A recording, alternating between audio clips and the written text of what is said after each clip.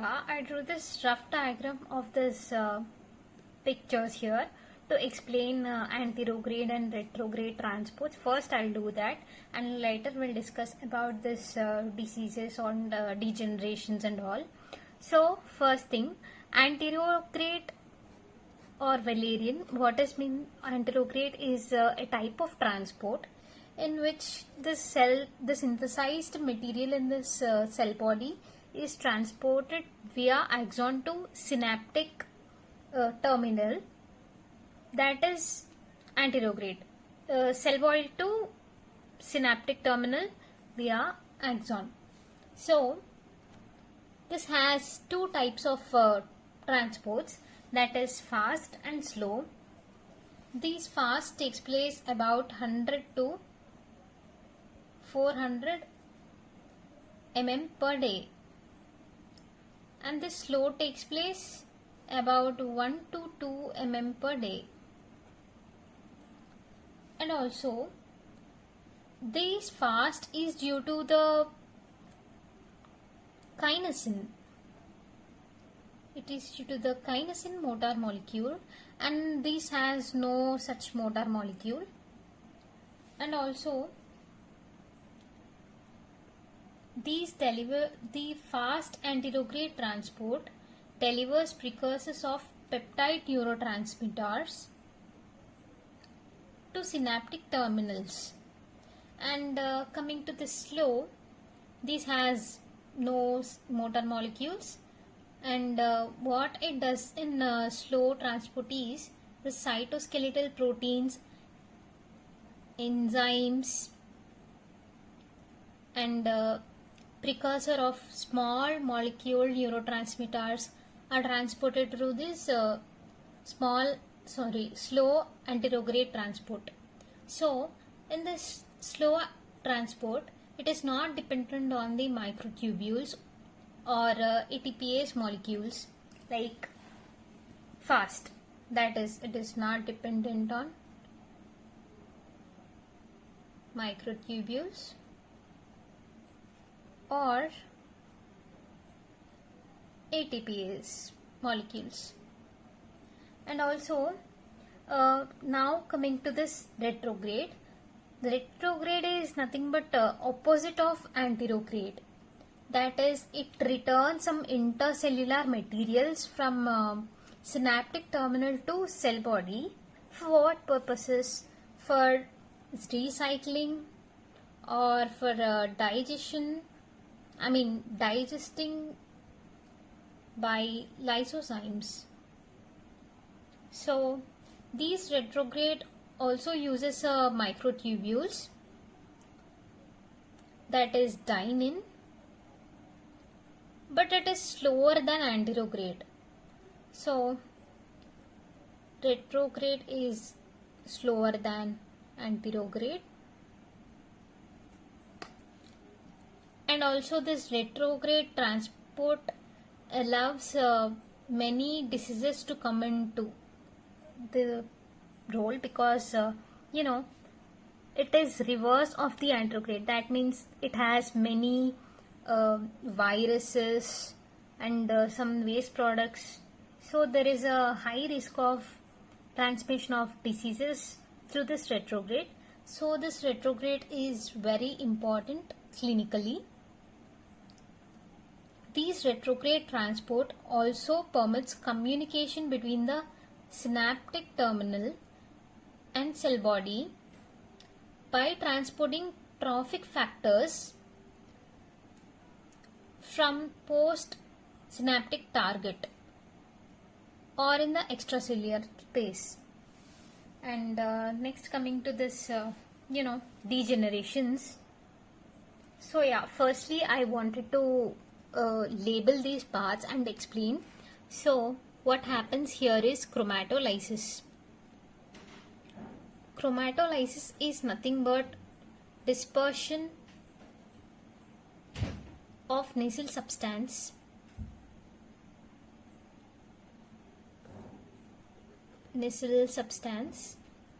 and swelling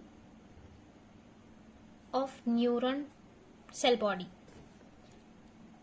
that is chromatolysis. And axotomy is nothing but tomy, means cutting, axon, cutting of the axon, that you can see here, axotomy. And also regeneration of PNS. I'll talk about this. This regeneration of PNS is mainly due to the Schwann cells actually. So I'll label these first. Degenerating nerve terminal. So what happens if axon is cut here? All the axons distal to the cut will definitely degenerate in anterograde transport. The more the cut to the cell body, the more chances that this neuron will die. But what happens in retrograde, or these retrograde disorders, I forgot to mention that is polio and herpes and rabies and tetanus toxins, which innervate the skeletal muscles. These innervate skeletal muscles, and also this herpes is taken up by this retrogradely and transported through this sensory ganglion actually. Herpes and varicella zoster, that is nothing but chicken pox. And yeah, these two are sensory ganglion, and polio, rabies, tetanus, and these all are skeletal. So now this degeneration occurs distal to the gut in both CNS and also in PNS. So what happens in PNS is this anterograde degeneration of axon is very fast and completes after weeks. And also in PNS, when there is a presence of Schwann cell, there might be a chance of regeneration. So what are the characteristics of this Schwann cell here? That is,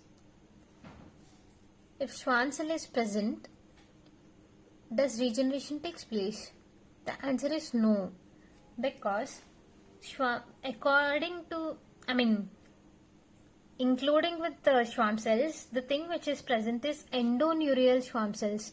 That is, endoneurium is nothing but a layer which covers these nerve bundles and all. So these endoneurial Schwann cell, if that is present, then only this regeneration occurs, that too very slowly, about 1 to 2 mm per day. And neurons with severed axons in PNS are capable of complete axonal regenerations, and half of the brain and spinal cord, more than half of brain and spinal cord are metastatic tumors actually. And schwannomas here typically affect 8 nerve fibers, that is acoustic schwannoma, which is seen in NF1, but here it is NF2. Actually, I guess that is NF2. Maybe that might be some printing mistake or whatever. So acoustic schwannoma, that is cranial nerve 8 in neurofibromatosis type 2. So what happens if there is some damage to the optic nerve? Will it regenerates because it comes under peripheral nervous system? But the answer is no, because as I said, optic nerve is not a nerve, it is a tract because it is completely myelinated by oligodendrocytes of the CNS. So the answer is no. Yeah. Next, coming to cytoskeleton. So if we talk about this cytoskeleton, it mainly consists of some components like neurofilaments and microfilaments and microtubules. So these are actually structural components of this cytoskeleton. So neurofilaments, these give structural support for neuron and also most numerous in number in proximal part of the neuron actually. These are high number in proximal part of neuron. And microfilaments, these microfilaments are higher in neuronal processes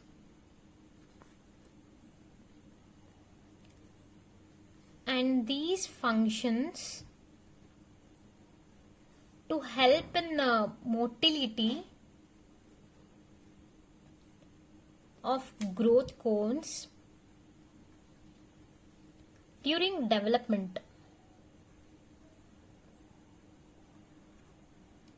And these microfilament is more in dendrites and forms structural specializations at synaptic membranes. And also these microtubules, these are almost found in all parts of the neurons and are cytoplasmic organelles in axonal transport. That is, I told in fast anterograde transport it is kinesin, and in retrograde transport it is dynein, in that way. And coming to some CNS disease and some cytoplasmic inclusions, we can see two types, that is Lewy bodies is one type and Negri bodies is another type. These both are cytoplasmic inclusions. Lewy bodies and also Negri bodies are cytoplasmic inclusions. These are Negri bodies are eosinophilic. Okay, spelling. Okay, eosinophilic, and these both are present in degenerating neurons actually. Yeah, these are present in degenerate and these are present in degenerate. But what's the difference? Because the location of these two are different. Lewy bodies are present in substantia nigra and pars compacta, which are present in Parkinson's actually, and also in cortical and brainstem neurons.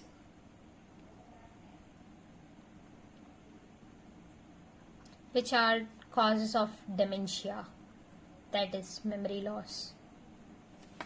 And these Negri bodies are present in hippocampus and cerebellar cortex, that is patients' cerebellar cortex, that is in patients with rabies. So yeah, so the next one we are talking about is glial cells, which are non-neural, of course, and also supporting cells which are present in both CNS and PNS. So these glial cells or supporting cells, whatever it may be, that is very small cells, and these do not have any chemical synapses. So they, unlike neurons, they readily divide and then proliferate. So glioma is one of the most common type of tumor which is present in CNS, and this is also important. So first, coming to, there are many different types of glial cells here. That is astrocytes, star-shaped cells, and radial glia, and microglial cells, and oligodendrocytes,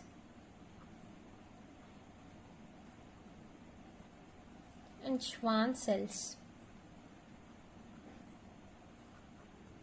So yeah, let's come in reverse order, or yeah, Schwann cells. Schwann cells are present in PNS. So these are obviously derived from neural crest, we know this, and they form myelin. They form myelin for each internodal segment of single axon. Single internodal segment of single axon. And also they have nodes of Ranvier, which are, helpful for high speed conduction, that is transmission of signals very fastly by saltatory methods and all. And these have, the nodes of Ranvier have sodium voltage gate channels. And next, oligodendrocytes, which are present in CNS, that is obviously from neural tube. And these unmyelinated axons in CNS are not encapsulated by this oligodendrocyte cytoplasm. So next, microglial cells. Yeah, so these microglial cells are smallest and are present in CNS. This is CNS, and this is PNS, and radial glia also CNS, except this Schwann. So yeah, microglia, and these are derived from neuroectoderm,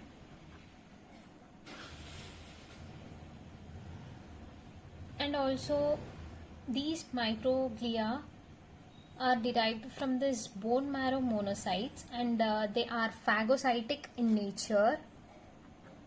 Bone marrow monocytes.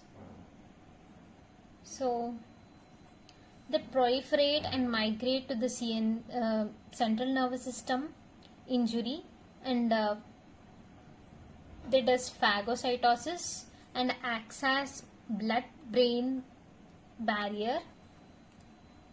So the target of this microglial are mainly HIV-1 virus,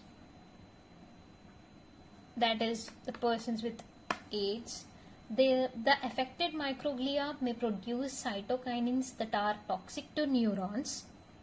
So that is about this microglia. Coming back to radial glia. This is little new for me also. So these radial glia are nothing but they are precursors of astrocytes.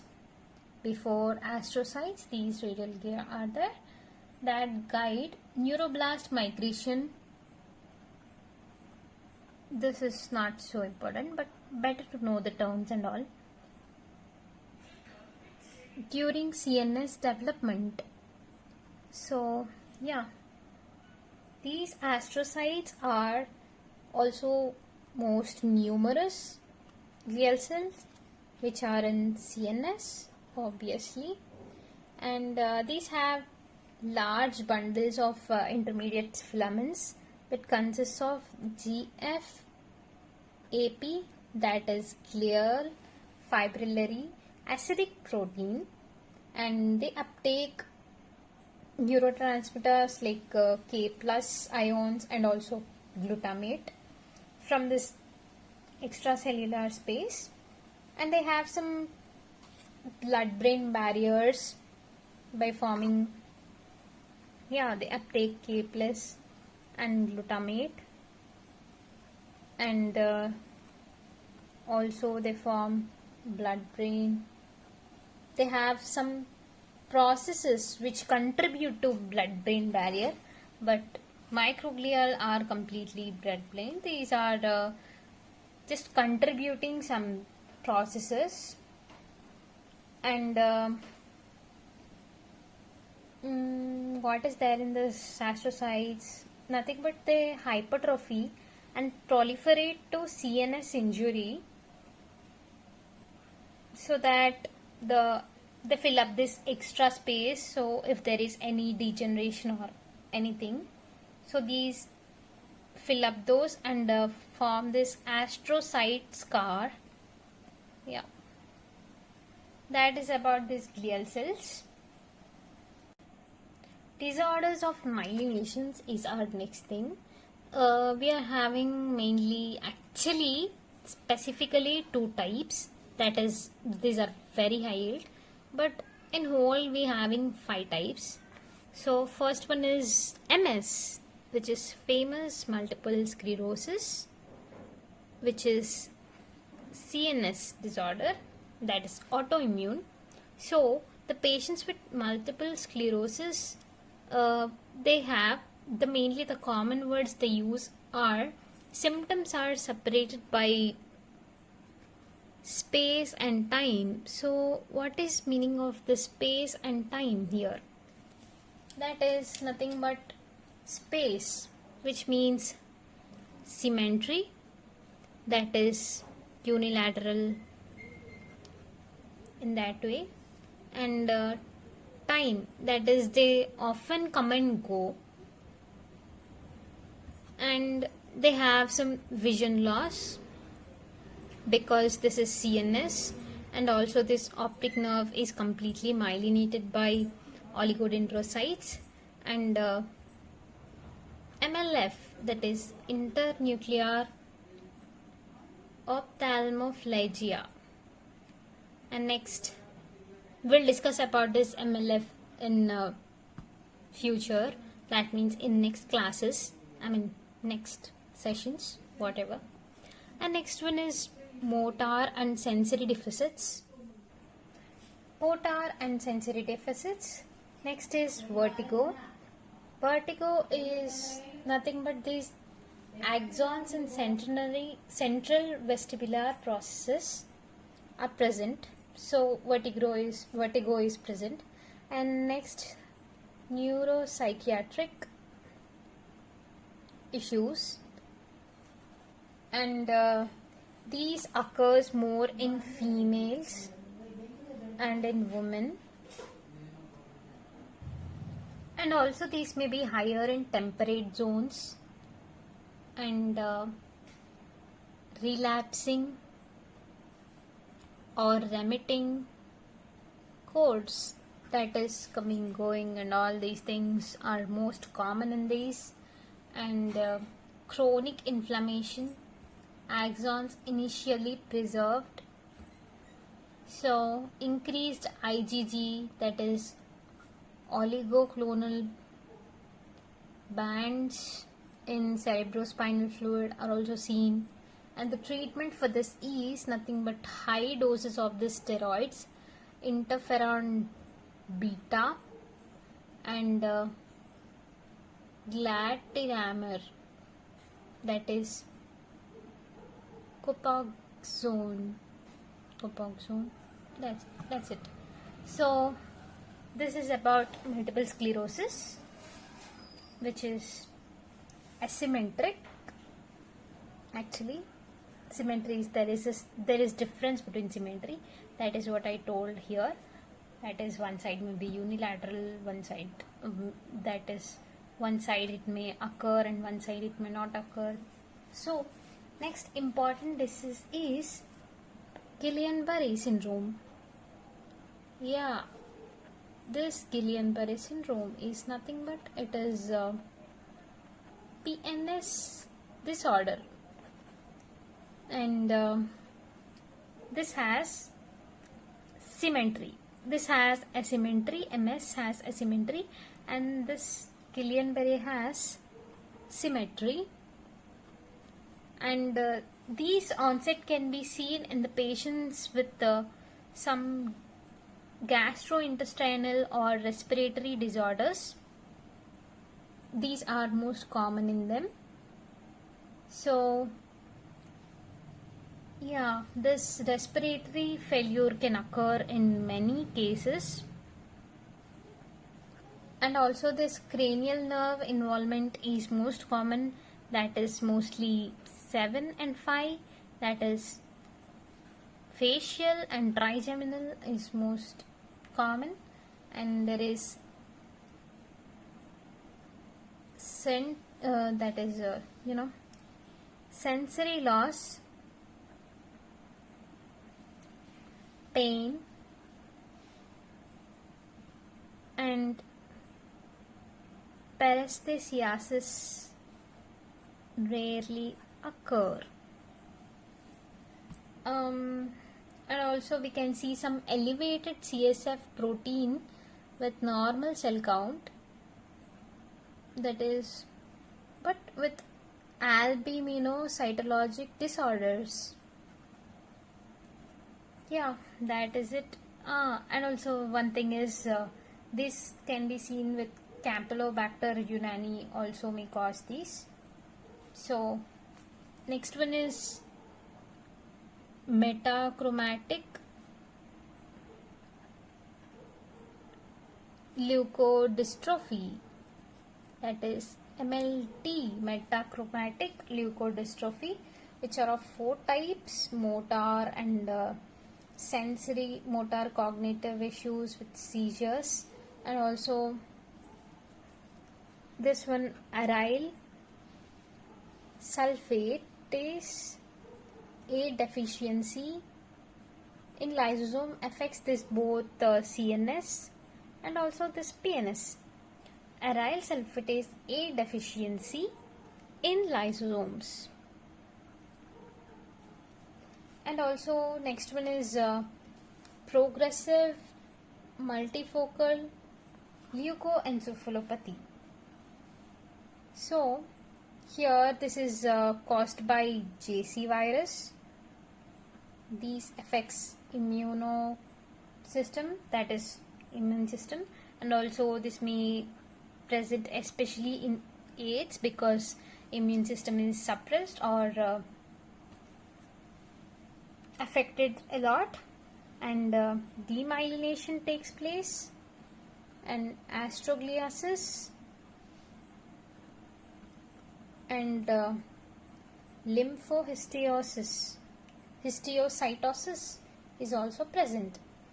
In this, what happens is there is a cortical myelin affected, which causes limb weakness and speech problems.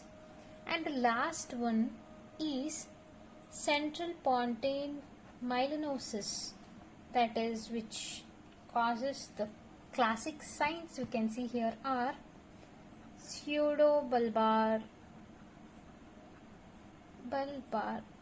palsy, and some psychological mental changes may produce this in locked-in syndrome. Even this may also see, and some spastic weaknesses or spastic quadriparesis. So the things you can see here are focal demyelination occurs which affects corticospinal and corticobulbar tracts. These are seen in malnourished alcoholics and the people with liver diseases. The cause may be correction of hyponatremia, excessive correction of this hyponatremia, hyponatremia, that is, that disease related to the salt imbalancing and all. So yeah, that is it about this disorders of myelination. But the most main important are this MS and Guillain-Barré. These are important. And next one we can discuss about two cells, that is ependymal cells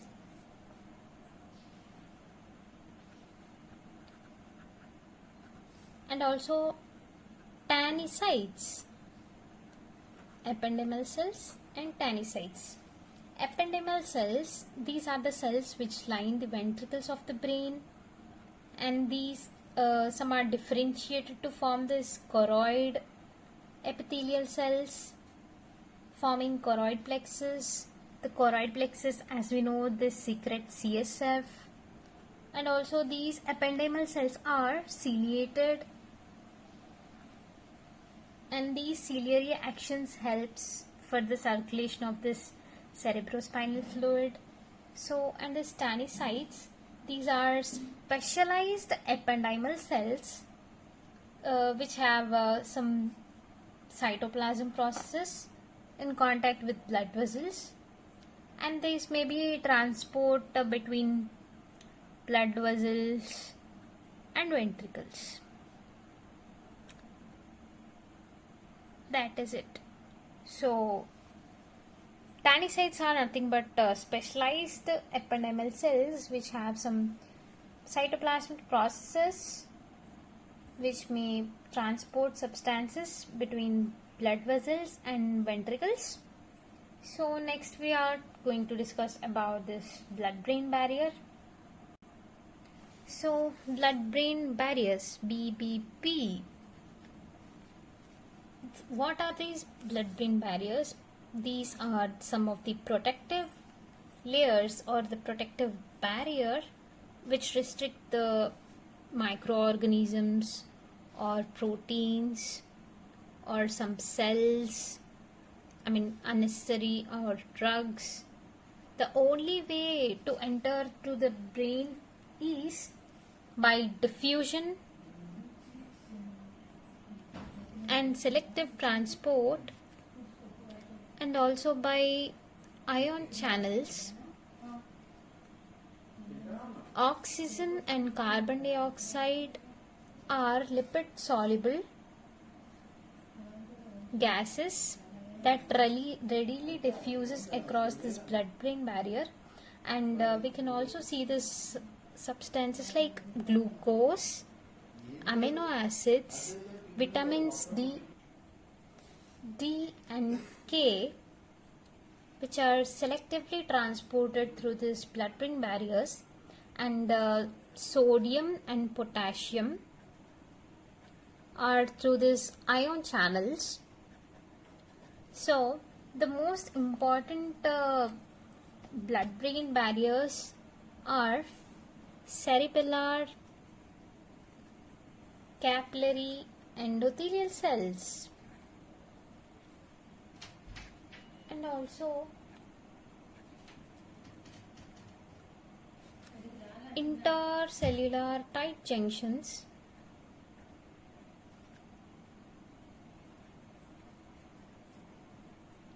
These astrocytes and pericytes are found in this blood-brain barrier,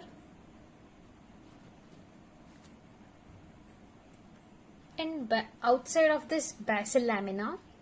So these astrocytes have some processes which contribute to this blood-brain barriers. More than 95% of this basal lamina. adjacent to the scapulary endothelial cells. So the clinical correlate or this clinical significance here is, so what about the drugs like heroin, nicotine or ethanol, alcohol, whatever, that is, they can be transported through this lipid soluble compounds that are readily diffused to this blood-brain barriers. So they are obviously lipid soluble, so they can easily diffuse. Yeah, that is how it is. And next one what we are going to discuss are glioblastoma. What is glioblastoma? That is tumor. Oma means tumor, obviously. Wow, the last topic here is primary tumors. That is what we are going to discuss about. So these are of many types like glioblastoma, astrocytoma, oligodendroglioma, epidermoma, and medulloblastoma, meningioma, schwannoma, retinoblastoma, craniopharyngioma, like many types. So glioblastoma, that is very important and also high yield, which is also called as butterfly glioma.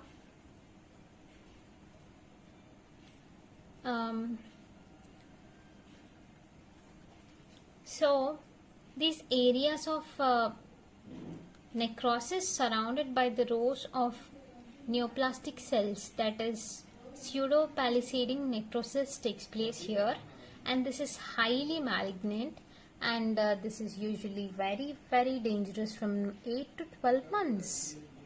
And next one is astrocytoma, which is pleocytic, that is,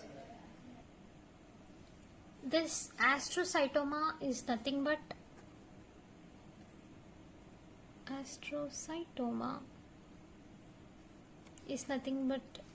benign tumor of children and young adults, which usually is in posterior fossa of children. And the things, pathology we can see here are rosenthal fibers and immunostainings with the GFAP. Next one is meningioma. This is second most important brain tumor, which has microscopic SAMA bodies in it, and also these are attached to this microscopic SAMA bodies, and these are attached to this dura matter without invasions, no invasions. So next one, schwannoma.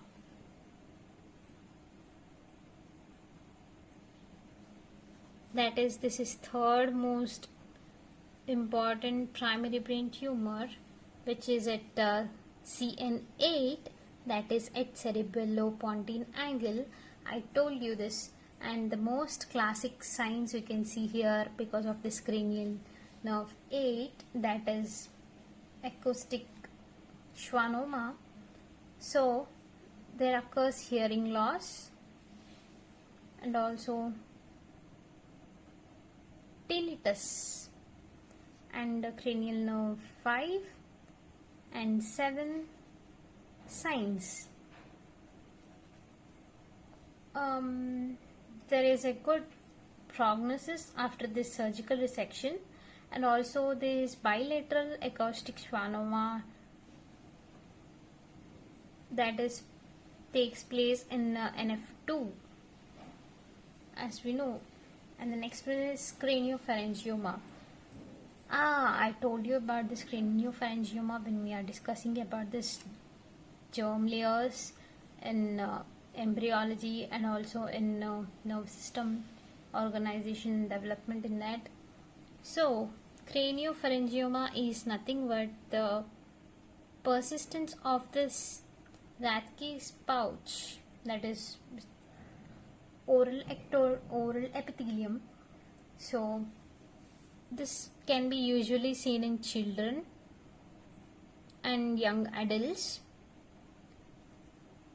These are often calcified, and the symptoms may be due to optic chiasm, benign tumors, but may also reoccur again and again. And this histology resembles adamantinoma, that is most common tumor of tooth, as this is tumor of oral ectoderm, you can see here. So next one is retinoblastoma, that is bilateral, which is associated with osteosarcoma. And next, the signs you can see here are, they are small, round, blue cells which have rosette type appearances, like this, rosette types. And also the next one is medulloblastoma. These medulloblastoma is highly malignant, and these have primitive neuroectodermal tumor, that is PNET, primitive neuroectodermal tumor. And the classic signs or pathology symptoms you can see here are same little as retinoblastoma, but the only difference here we can see in pathology I'm talking about, that these are blue, small, round, but here that is pseudo-rosette but not rosette, that is pseudo-rosette. And next one is ependymoma, that is ependymal origin, obviously the name itself suggests that. So these can be due to this fourth ventricle compressions or some differences in the differences in this fourth ventricle, which results in the hydrocephalus, which classically presents with this rosettes and pseudo rosettes here. And also next one is oligodendroglioma.